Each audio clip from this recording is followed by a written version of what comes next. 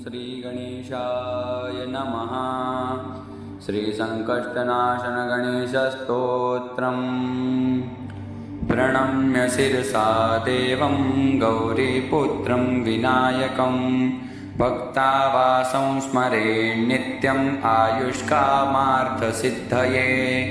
प्रथमं वक्रतुण्डं च एकदन्तं द्वितीयकं तृतीयं कृष्णपिण्डाक्षं गजवक्त्रं चतुर्थकं लम्बोदरं पञ्चमं च षष्ठं विकटमेव च सप्तमं विघ्नराजेन्द्रं धूम्रवर्णं तथाष्टमं नवमं भालचन्द्रं च दशमं तु विनायकम् एकादशं गणपतिं द्वादशं तु गजाननं द्वादशैतानि नामानि त्रिसन्ध्यया पठेन्नरः न च विघ्नभयं तस्य सर्वसिद्धिकरं परं विद्यार्थी लभते विद्या धनार्थी लभते धनं पुत्रार्थी लभते पुत्रान् मोक्षार्थी लभते गतिं जपेत् गणपतिस्तोत्रं षड्भिर्मासैर्फलं लभेत्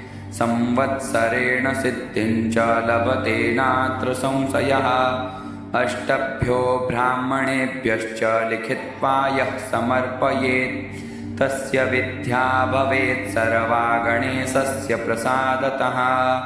ॐ श्रीनारदपुराणे संकष्टनाशनं नाम गणेशस्तोत्रम्।